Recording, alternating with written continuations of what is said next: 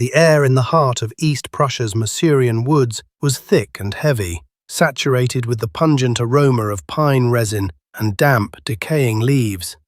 But deep within a heavily camouflaged and brutally fortified complex known as the Wolfschanze, the Wolf's Lair, the atmosphere was poisoned by a far more potent mixture. It was a cocktail of diesel fumes from generators, the cold, wet scent of reinforced concrete, the stale smell of men who rarely saw sunlight, and a pervasive, gnawing fear that had become as tangible as the walls themselves. In late July 1944, this headquarters was less a lair for a predator and more a gilded tomb for the crumbling ambitions of the man who built it, Adolf Hitler. The once invincible aura of the Third Reich was fracturing, and a new, unmistakable odor had wafted across the continent from the blood-soaked hedgerows of Normandy to seep into the very foundations of these bunkers, the acrid stench of impending and total defeat. The crisis in Normandy had reached its peak. Since the D-Day landings on June 6, 1944, the German position had deteriorated relentlessly. By late July, the situation was catastrophic. The Americans had captured the vital port of Cherbourg on June 26 and were now poised for a major breakout from the Cotentin Peninsula.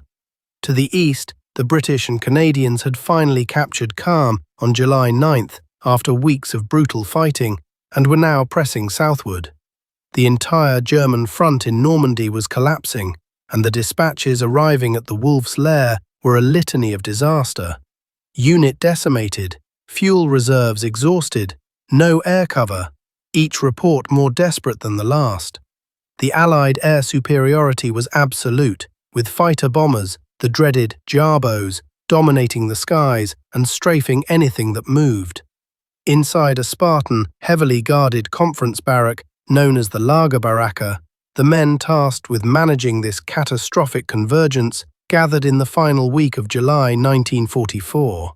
Their faces, illuminated by the harsh lights over the large situation map, were etched with the deep lines of exhaustion and a profound, shared anxiety. The room was a study in oppressive tension. At the heart of this gathering stood Generalfeldmarschall Günther von Kluge, the commander-in-chief of the Western Front since July 3rd. A proud veteran officer nicknamed Der Kluge Hans, Clever Hans. Von Kluge had been rushed from the Eastern Front to replace the critically wounded Erwin Rommel. He had arrived in France confident he could stabilize the situation, but a brief, sobering tour of the front had shattered his illusions. He now carried the heavy, unenviable burden of grim reality into this meeting, knowing he had to convince the one man immune to reality. Beside him stood General Heinz Guderian, the famed Hurrying Heinz, and a legendary architect of blitzkrieg warfare, who had just been appointed as the new chief of the General Staff of the Army, OKH, on July 21st, following the dramatic events of the July 20th bomb plot. Guderian's appointment came in the wake of immense turmoil.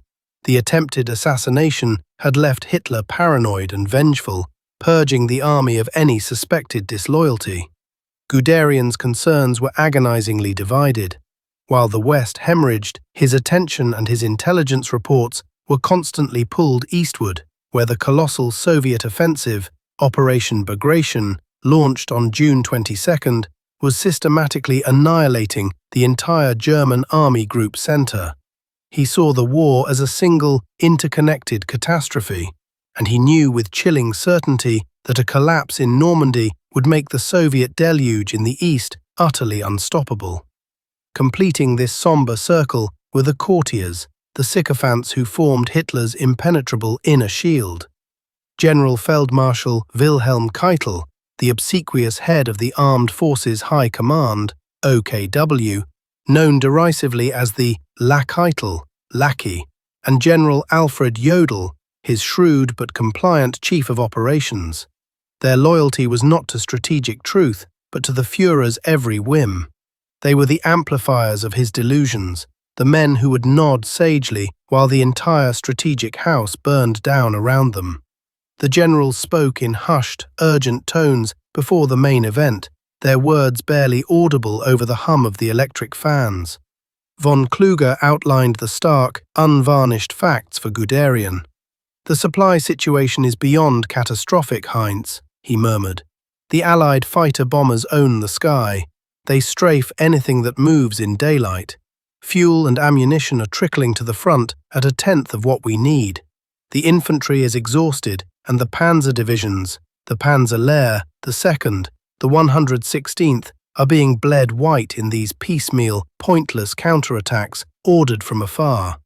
Another staff officer leaned in, his voice grim.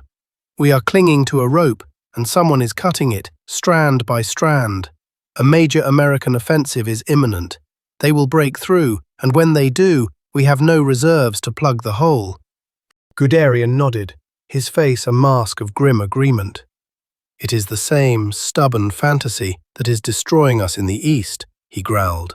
"He refuses to see the map, only his will." He argued vehemently that the only sane military solution was a large-scale, staged, and immediate withdrawal from the Normandy pocket. They needed to pull back to the Seine River, to a defensible line where they could regroup, resupply, and force the Allies to attack prepared positions, trading space for time and survival. It was a textbook military maneuver, the last, best hope to avoid the annihilation of the entire Western Army. But both men, seasoned soldiers of the Third Reich, knew the supreme, irrational obstacle they faced. The man they were waiting for lived in a world where the words withdrawal and retreat were synonymous with treason. He dealt not in maps, logistics, or casualty figures, but in sheer willpower, divine destiny, and the mirage of war-winning weapons. The heavy, soundproofed door to the map room was about to open, and when it did, the final, fleeting chance for a rational decision on the Western Front would walk in. The fate of hundreds of thousands of men, the future of France, and indeed the very timeline of the war's end hung in the balance, waiting for one man's verdict, a verdict born not of reason, but of delusion. The heavy, soundproofed oak door swung open with a soft, ominous click, and he entered. The atmosphere in the large barack instantly transformed, freezing into a state of rigid, almost petrified apprehension. This was not the vibrant, charismatic leader of the Nuremberg rallies, nor even the confident, gambler warlord of the 1940 French campaign. The man who shuffled into the conference room was a physical and psychological ruin, a ghost haunting his own headquarters. Adolf Hitler's body was stooped, his uniform jacket seeming to hang on a frame that had shrunk inward. His left arm trembled uncontrollably at his side, a constant, nervous tremor he tried to hide by clutching a swagger stick or gripping the edge of the table. His face was a pallid, sallow mask, the skin loose and etched with lines of chronic stress and sleeplessness. His eyes, once famed for their hypnotic, piercing quality, now darted with a paranoid, feverish glint, refusing to meet the gazes of his generals for too long. The recent bomb plot on July 20th had amplified his natural paranoia to pathological levels. He now trusted almost no one, seeing traitors in every shadow. He was a prisoner of his own physical decline and deepening psychosis, propped up by a debilitating cocktail of stimulants, sedatives, and quack remedies administered by his personal physician, Dr. Theodore Morel. He moved slowly, deliberately, to his designated place at the massive oak table, leaning heavily on it for support, and fixed his gaze on the large situation map of Normandy laid out before him, its symbols and lines representing a reality he was increasingly unable to grasp. This was the lion in his den, but the lion was sick, cornered, and infinitely more dangerous because of it. He began to speak, not a greeting, but a low, guttural monologue, more for himself than for the assembled generals. It was a familiar, rambling litany of blame, self-justification, and historical parallels. The failures in Normandy, he insisted, were not his fault. They were the fault of the generals on the ground, Rommel for his pessimism and his recent defeatist memos. Rommel lay severely wounded, soon to be forced into suicide, for for his suspected involvement in the July 20th plot. They were the fault of the traitors and saboteurs who had just tried to kill him. They were the fault of the Luftwaffe for its criminal failure to maintain control of the skies. Then came the promises, the phantoms he clung to. He spoke with fervent belief about the Vergeltungswaffen, the vengeance weapons. The V-1 flying bombs, those buzzing doodlebugs, had begun raining down on London since June 13th, and he promised they would soon bring Britain to its knees. He hinted at the imminent V-2 rocket, a supersonic terror weapon that would change everything. This was the distorted, hermetically sealed reality of the Wolf's Lair in late July 1944, a bubble where verifiable facts were malleable and fanatical will was the ultimate transcendent weapon. With a curt, impatient nod, Hitler finally signaled for the formal military briefing to begin. General Feldmarschall von Kluge stepped forward, his posture ramrod straight, every inch the archetypal Prussian officer. He began his situation report, his tone measured, deeply respectful, yet underpinned by a firm, unshakable conviction in the grim facts he was presenting. Using a pointer, he meticulously detailed the relentless, grinding pressure from General Bradley's U.S. First Army in the West, where the Americans were on the verge of a major breakout, and the unyielding, set-piece assaults by Montgomery's 21st Army Group in the East. He spoke of critical shortages not as inconveniences, but as existential threats. Mein Führer, he said, choosing each word with the care of a man defusing a bomb, the enemy's total and undisputed command of the air makes any significant daytime movement of our reserves or supplies tantamount to suicide. Our logistics are strangled. The Panzer Lehr Division, one of our finest, is a shadow, reduced to a handful of operational tanks. The infantry divisions are at half strength, their morale eroded by constant artillery bombardment and the terror of the Jabos. He paused, letting the gravity of this stark assessment sink into the room's tense silence. Then he ventured the crucial, dangerous suggestion, the very reason for his summons. Given the overwhelming enemy material superiority, the complete lack of air support, and the precarious, bulging nature of our current front line, a phased and disciplined withdrawal to a more defensible, shorter line, perhaps behind the River Seine, would allow us to consolidate our forces, shorten our front, create an operational reserve, and force the Allies to attack us on ground of our own choosing. This is not a retreat, but a strategic— He never got to finish the sentence. Hitler's head snapped up as if he had been struck. The trembling in his hand intensified, becoming a violent shake. A wave of crimson fury washed over his pale, waxy features. "Withdrawal?" he interrupted, his voice rising from a guttural rasp to a shrill, piercing screech that stunned the room into absolute silence. Again with this defeatist talk. Always retreat, always give up hard-won German soil for nothing. He slammed his clenched fist onto the oak table with a force that made the coloured counters and pencil lines on the map jump and scatter.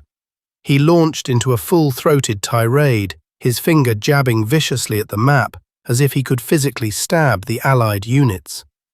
Every metre we give up only brings the enemy closer to the frontiers of the Reich itself. A withdrawal will become a rout, a total collapse of the entire Western Front. It is a failure of nerve, Herr General Feldmarschall, a failure of National Socialist spirit. What is needed is not a retreat, but will. The unshakable, fanatical will to stand and fight, to die where you stand if necessary. The enemy has his bombs, but we have our faith and our determination. He invoked the miracle of the House of Brandenburg, a historical reference to when Frederick the Great was saved in the 7 Years' War by the sudden death of his enemy, the Tsarina, as if he fully expected a similar divine intervention to save the Third Reich. The rational, meticulously constructed military assessment of von Kluge and Guderian had been met with the unassailable, irrational wall of Hitler's ideological fervour. The true battle for the future of the German armies in the West had just begun, and it was not being fought in the bocage of Normandy, but in this stuffy, electrically tense room, a fundamental clash between cold, hard reality and burning, self-destructive delusion. The room, already thick with tension, now felt like a submarine hull creaking under immense, catastrophic pressure. Hitler's explosive outburst had sucked all remaining oxygen and reason from the space, leaving the generals gasping in a vacuum of sheer despair. This was the moment they had all dreaded, the predictable yet still horrifying collapse of rational discourse. The carefully constructed, logical case for military survival had been publicly branded as cowardice and treason. Now, feeling the weight of absolute professional duty, the newly appointed chief of the General Staff, General Heinz Guderian, felt compelled to enter the fray, to try and anchor the discussion back to the global strategic picture. "Mein Führer," Guderian began, his voice retaining a firm, gravelly and professional tone, though the frustration simmering beneath was palpable to everyone present. "With the utmost respect, we are duty-bound to consider the war as a single, integrated whole. The situation in the East is not just bad, it is catastrophic beyond previous measure. Since June 22nd, Army Group Center has effectively ceased to exist. 28 divisions have been vaporized. The Russians are pouring into Poland virtually unopposed. The front there has moved hundreds of kilometers in mere days.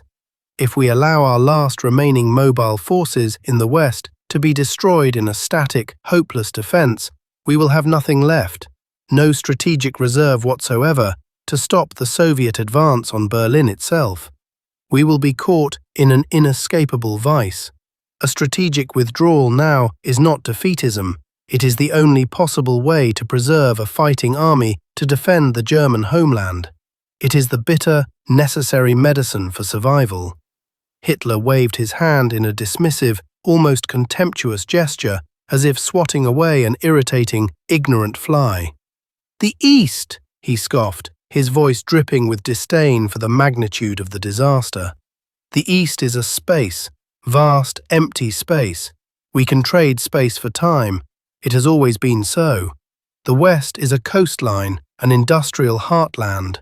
The West is dense, it is political, it is symbolic. If we lose the coast, we lose the war. All our industry is in the West. The Ruhr is in the West. We cannot, we will not, allow the enemy to establish himself there and bomb the heart out of our production." He completely ignored the scale of the annihilation in Belarus, the loss of hundreds of thousands of men, retreating instead into his own narrow, strategically myopic fantasy where Western real estate held a mystical significance. Seeing Guderian's logical, macro-strategic approach fail so utterly, von Kluge tried a different, more tactical and immediate tack. He leaned over the massive map, his finger tracing the vulnerable lines around the critical bottleneck town of Avranches. "Mein Führer, if I may draw your attention to this specific point. This is the hinge. Our intelligence and the sheer weight of their preparations indicate that the Americans are concentrating their forces for a major breakout here, towards Brittany and then eastwards. If they succeed in punching through our thin lines at Saint-Lô, the entire Cotentin Peninsula will be lost, and they will have open country to operate in. Our entire front in Normandy is like a thin, overinflated dam holding back an ocean. If it breaks in just one place, at Avranches, the entire structure will collapse catastrophically and irreparably. A controlled, fighting withdrawal now is the only way to prevent this total rupture and preserve an army." But Hitler was no longer listening to their warnings. His eyes, glazed and distant moments before, were now fixed on the map with a strange, intense, almost mystical concentration. He was not seeing the disposition of weakened divisions, crumbling flanks, or non-existent supply lines. He was seeing an opportunity, a phantom of his own wishful thinking. He saw not a fragile, overstretched line on the verge of disintegration, but the chance for a dramatic, war-winning masterstroke, a replay of his greatest triumphs. "Nein!" he declared suddenly, his voice dropping from a screech to a conspiratorial, eager whisper, a tone that some in the room found more frightening than his rage. You see only the danger, the weakness. I see the opportunity. You say the Americans are concentrating for a breakout. Gut, sehr gut. Let them. Let them extend themselves. Let them become overconfident. Let them think they have already won. His finger stabbed down at the map with violent certainty, right on the hinge of the potential American advance near Avranches. This is where we will strike. This is where we will cut them off. This is where we will change the course of the war. The generals stared at him, their professional minds reeling in sheer disbelief. He was not just rejecting a withdrawal, he was proposing a massive, all-or-nothing counter-offensive into the heart of the enemy's growing strength. We will gather every available panzer division, Hitler continued, his voice gaining a manic, unstoppable energy as the fantasy took hold. We will pull them from the Kahn front, from the reserves, from wherever they are. The 1st SS, the 2nd, the 9th, the 10th, the 12th SS, the 17th SS. We will form a powerful, concentrated fist and drive it to the coast at Avranches. We will cut off the American spearhead, isolate it from its supplies, and destroy it utterly. We will repeat the victory of Cannae. We will throw them back into the sea in disgrace and confusion. The world will see that the German soldier is still supreme. Guderian, his face flushed with a mixture of anger and horror, could barely contain himself. Mein Führer, with what forces? From where will these divisions magically appear? To assemble such a force, we would have to strip the entire front of its last remaining armoured reserves. The British and Canadians will break through instantly the moment we weaken that sector. And even if, by a miracle, we could assemble them, moving such a concentration by day is suicide. The Jabos will destroy them on the roads before they even reach the start line. It is not a question of will, it is a question of physics. Hitler glared at him, his eyes burning with a messianic fire that brooked no earthly contradiction. Then they will move by night, under cover of darkness, in small groups, and they will attack with such speed and such fury that the enemy will be paralyzed, shocked into inaction. This is not a question of possibility, Guderian. It is a question of will, the fanatical will to win. We will call it Operation Lüttich. That will be its name. We will strike towards Liège as we did so successfully in the Great War. The name was a deliberate, pathetic echo of a past German victory from 1914, a desperate attempt to summon the ghosts of a different war to save him in this one. In that moment, around that map table in late July 1944, the fate of the German armies in the West was irrevocably sealed. The clash of titans had ended not with a compromise or a moment of clarity, but with a delusional, direct order that flew in the face of every principle of military science, logic, and reality itself. The debate was over. The suicide note was written. A chilling, funereal silence descended upon the conference room, so profound that the hum of the electric fans now sounded like a deafening roar. It was the silence of utter and absolute capitulation. The logical, strategic, and tactical arguments presented by von Kluge and Guderian lay in tatters at their feet, demolished by the unassailable fortress of Hitler's will. The Führer had not just rejected their counsel, he had presented them with a collective suicide note and was now demanding they sign it in blood, with enthusiasm. The moment for debate, for reason, for professional military advice had passed. It had evaporated in the heat of Hitler's fanaticism. The moment for orders, for the transmission of a catastrophic decision into actionable commands, had now arrived. Hitler, suddenly energized and animated by his own flawed vision, took full physical command of the map. The nervous tremor in his hand seemed to subside, replaced by a frantic, jabbing energy as he began to dictate the specific, disastrous orders. The operational commands are as follows, and they are not open for discussion, he barked, his voice losing its earlier shrillness and taking on the cold, clipped tone of a commander issuing what he believed was a decisive battle cry. All available armoured units, the 2nd SS Panzer Corps, the 47th Panzer Corps, and every single tank, assault gun, and half-track we can scrape together from other quiet sectors, will be immediately transferred to the assembly area opposite Avranches. This operation has the highest priority, higher than the defence of Caen, higher than any other consideration. The attack, Operation Lüttich, will be prepared with the utmost speed and secrecy. The objective is simple and clear: a single, concentrated, and powerful thrust due west to the coast. We will sever the American lines of communication at Avranches. We will isolate their advanced units, cut them off, and annihilate them in a great battle of encirclement. The world will see the power of a true counterstroke. He then turned his head slowly and fixed his gaze directly on von Kluge, his eyes piercing and utterly unforgiving. The unspoken threat in the room became tangible. There will be no more talk of withdrawal, not a single step back. Every man, from field marshal to the lowest private, will stand his ground and fight to the last bullet. The troops will be informed that the future of Germany, the survival of their families, depends on this single decisive blow. Any commander, at any level, who disobeys this order, who shows a failure of nerve, who orders a retreat without my express permission, will face the strictest consequences imaginable. The threat hung in the air, thick and suffocating.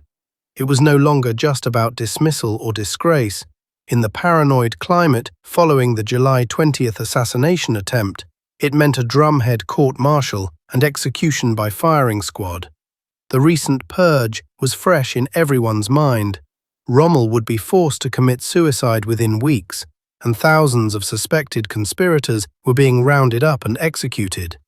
General Feldmarschall von Kluge stood rigid, a statue of conflicted duty. Internally, he was a raging battleground of professional horror and personal fear.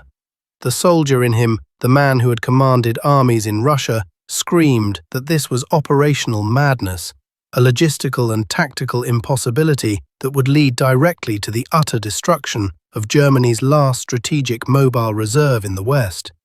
It was a recipe for the very catastrophe he was trying to prevent. But the loyal, ambitious, and now terrified Field Marshal knew he was utterly and completely beaten. To argue further was not just futile, it was professionally and physically suicidal.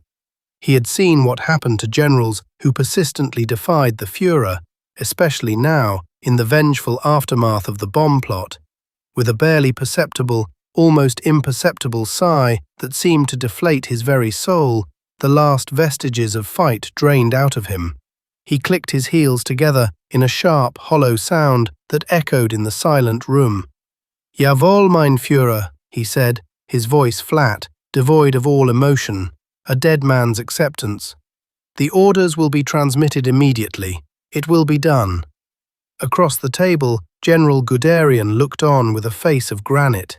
He knew it was over. He had lost the final, decisive battle for the soul of German military strategy.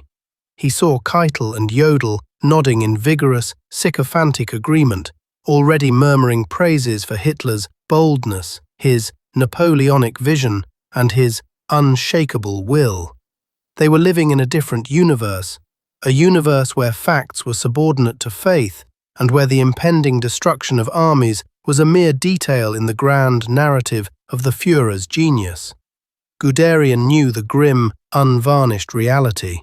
He knew the Eastern Front was hemorrhaging at an unstoppable rate, and now the last, slender hope of salvaging a coherent defensive force in the West was being squandered on this reckless, hopeless gamble.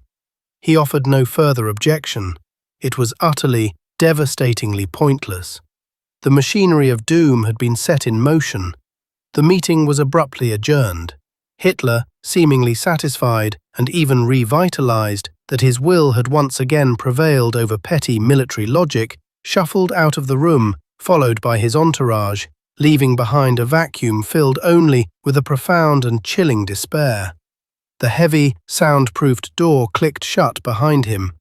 For a long, suspended moment, the generals remained motionless, the weight of the impending catastrophe settling upon their shoulders like a physical pall. Then, slowly, silently, they filed out into the dim, concrete-lined corridor. No one spoke. The silence between them was more eloquent and damning than any words could ever be.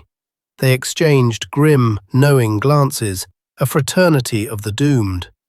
Von Kluge's shoulders, usually thrown back with pride, were visibly slumped, the weight of his impossible, murderous orders already bowing him down.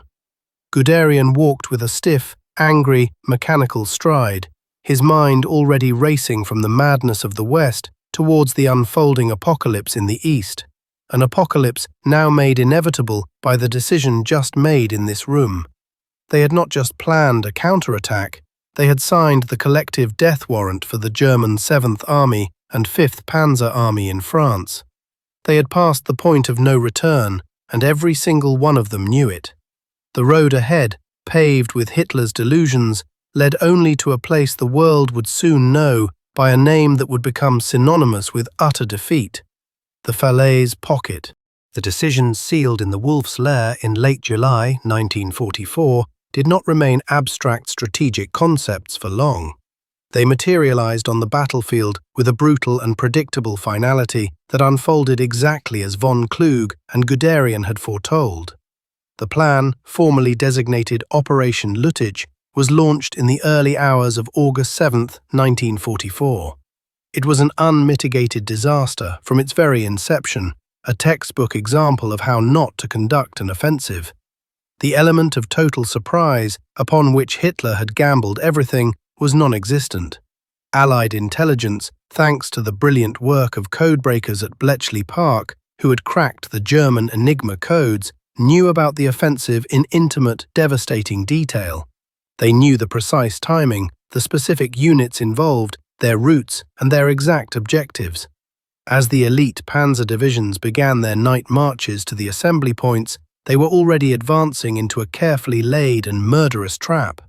When the sun rose, the skies, as always, filled with swarms of Allied fighter bombers. The dreaded Yabos wreaked havoc on the concentrated German armour, turning the narrow country roads of Normandy into hellish graveyards of burning tigers, panthers, and personnel carriers. The attack, conceived as a lightning thrust, quickly bogged down into a bloody, static, and futile battle of attrition around the town of Mortain, achieving only a small, costly salient that was quickly surrounded on three sides. The failure of Operation Lüttich was the final, self-inflicted, and decisive nail in the coffin for the German forces in France. By throwing his last remaining armoured reserves into this hopeless, ill-conceived offensive, Hitler had deliberately denuded and weakened the rest of the front. The Americans, under General Bradley, instead of being panicked and cut off, simply strengthened their flanks around the German penetration, and with breathtaking speed continued their wide, sweeping, encircling movement to the south. Simultaneously, the British and Canadians, finally breaking through the weakened German lines, began driving southward in a powerful pincer movement. The direct and inevitable result was the Falaise Pocket. By mid-August 1944, the bulk of the German 7th Army and 5th Panzer Army were trapped in a tightening, nightmarish cauldron of relentless artillery fire and aerial bombardment. What followed was not a battle, but a slaughter of historic proportions. Tens of thousands of German soldiers were killed, wounded, or captured, and the vast majority of their vehicles, tanks, and heavy equipment was utterly destroyed or abandoned.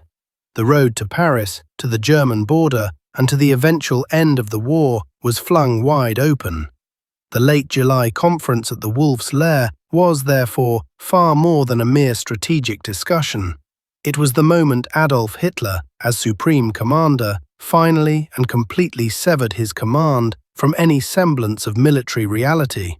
It was the moment he consciously chose a delusional dream of a miraculous victory over the sober, practical, and only path to survival.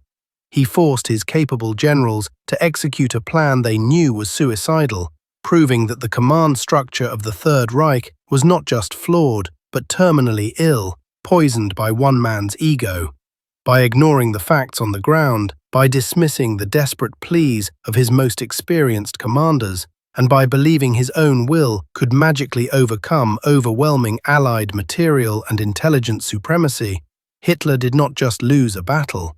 He personally sealed the fate of his entire regime in the West, dramatically accelerating the end of the war and cementing his own legacy as a leader whose greatest, most effective ally was his own stubborn, world-detonating delusion.